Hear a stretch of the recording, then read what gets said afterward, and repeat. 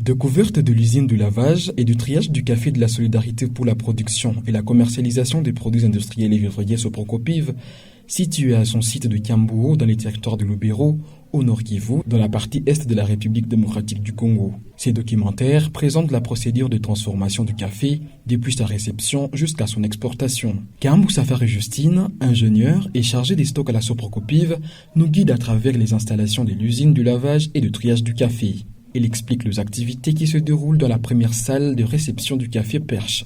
Je suis agent de la Soprocopiv. Je suis chargé du stock ici à l'usine Kiamboo. Oui, cette pièce, c'est la salle de réception café Perche. Donc, dès que le café vient du terrain, nous procédons au pesage.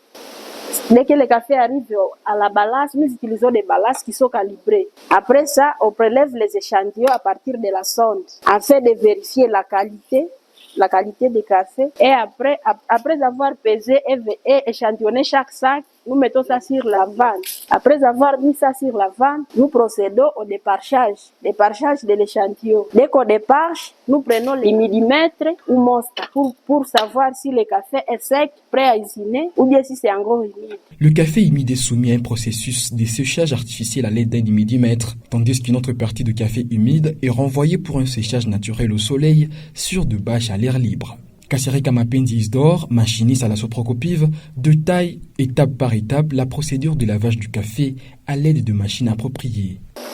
L'opération d'usinage commence par ici. Quand le café est séché, on le met sur le tapis roulant. Ce tapis roulant nous aide à monter le café dans les silos. Alors le silo aussi est composé de 7 trous. Ces trous nous aident à faire descendre le café dans le pré-nettoyeur.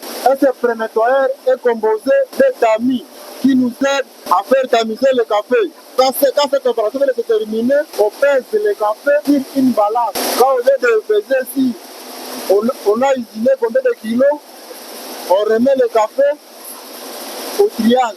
Une fois le lavage mécanique terminé, le triage manuel est effectué. Environ 50 femmes trient grain par grain le café dans cette salle en se basant sur les variétés qualitatives, comme l'explique l'ingénieur Kaambou Safari Justine. Après le grand travail effectué par la machine, place au triage à la main. Celui-ci s'effectue dans une salle où environ 800 femmes trient grain par grain le café en fonction de ses qualités variétales, comme nous explique l'ingénieur Kaambou Safari Justine. Ça, c'est la grande salle et la petite salle est à côté. Après l'usinage, nous sommes chargés de contrôler la qualité des cafés. Nous faisons l'analyse au laboratoire, selon les qualités aussi. Fini le triage, ces sacs de café classés par ordre qualitatif sont prêts à être exportés après validation de l'échantillonnage par client d'abord, puis l'Office national des produits agricoles, l'Office congolais de contrôle OCC et l'Agripel.